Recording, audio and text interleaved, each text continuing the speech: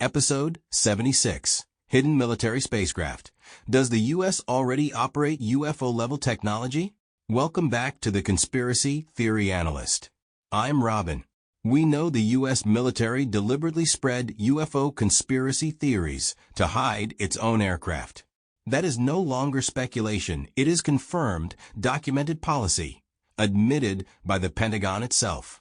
In the 1950s and 1960s, the CIA allowed UFO myths to flourish around Area 51 to conceal the U-2 spy plane. In the 1980s, an Air Force colonel handed fake flying saucer photos to a bar owner near the base to hide the F-117 stealth fighter. The Pentagon's own 2025 review found that this practice of using UFO disinformation as a cover for classified programs continued until at least 2023. So here is the question that this confirmed history raises. If the U.S. has repeatedly hidden breakthrough military technology behind UFO narratives, and if classified programs are by definition what we do not know about, what is being hidden right now? Tonight we ask whether the U.S. military may already be operating technology that, to the rest of the world, would look indistinguishable from what we call unidentified aerial phenomena. Detailed explanation: the history of American classified aviation is a history of technology that appeared impossible to its observers until it was revealed. The U-2 flew in 1955 at altitudes no aircraft was supposed to reach. The State Route 71 Blackbird, first flown in 1964, reached speeds exceeding Mach 3.2, faster than anything the public knew existed for decades. The F-117 Nighthawk was flying stealth combat missions in the 1980s, while the public was told no such aircraft existed. The B-2 Spirit stealth bomber had been operational for years before it was revealed.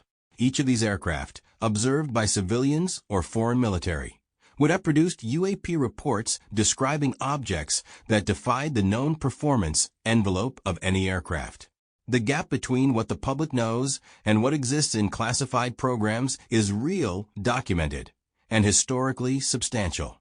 In 2023, the Pentagon moved to declassify more information about secret space programs, with the Deputy Secretary of Defense approving a new policy to reduce classification levels on some highly sensitive space technologies. The stated reason was deterrence, letting adversaries know the U.S. had capabilities they could not match. The unstated implication was that those capabilities were significant enough to serve as a deterrent. The 2025 Pentagon UAP report cataloged 1,652 cases of unidentified anomalous phenomena reported through mid-2024. Most were attributed to commercial drones, atmospheric anomalies, foreign surveillance craft, and radar artifacts. A notable minority, logged by military pilots and radar technicians, described objects accelerating at G-forces beyond human tolerance, hovering with no visible propulsion, and moving in ways inconsistent with any publicly known aircraft. The question the report did not fully answer is whether any of those cases might represent classified American technology that the investigating body, the All-Domain Anomaly Resolution Office, was itself not cleared to know about. Core elements of the theory: the first element is the documented disinformation precedent. The Pentagon itself has confirmed that for decades, UFO narratives were cultivated as cover for classified programs. This is not a theory. It is admitted policy. The same document that confirmed this history also stated that the practice continued until 2023. If the cover story was operational until 2023, the reasonable question is what it was covering. The second element is the whistleblower testimony. David Grush, a decorated former intelligence officer who served as the National Reconnaissance Office's representative to the UAP Task Force, testified under oath before Congress that the U.S. government has operated a secret program to retrieve and reverse engineer craft of non-human origin for decades. He described a terrestrial arms race, a competition with near-peer adversaries to recover and exploit UAP materials. He stated that at least some of the programs he described were concealed within conventional classified access programs without appropriate oversight reporting. The government denied the specific claims while confirming that Grush had filed a formal whistleblower complaint and that it was being investigated. The third element is the space program's classified component. The U.S. Space Force, established in 2019, operates with significant classified capabilities that are not publicly disclosed. The Silent Barker satellite, revealed in 2023, is designed to monitor spacecraft in geosynchronous orbit, watching what adversaries are doing in space. The existence of a dedicated military space force, with classified programs and classified launch manifests, raises the question of what capabilities exist beyond what is publicly acknowledged. The fourth element is the performance characteristics of observed UAPs. Military pilots have consistently described objects with flight characteristics that exceed the known capabilities of any public aircraft: instantaneous acceleration, right-angle turns at speed, transitions from air to water, and operation without visible propulsion or control surfaces. If these observations are accurate, the objects responsible are either not human-made, or they represent human-made technology operating far beyond the publicly acknowledged frontier. Evidence for and against the evidence that classified military technology significantly exceeds publicly known capabilities is historical fact. The track record of classified aviation programs consistently reveals technology that was operational years or decades before the public knew it existed. The Pentagon's declassification policy shift in 2023 explicitly acknowledged that classified space capabilities were advanced enough to serve as strategic deterrents.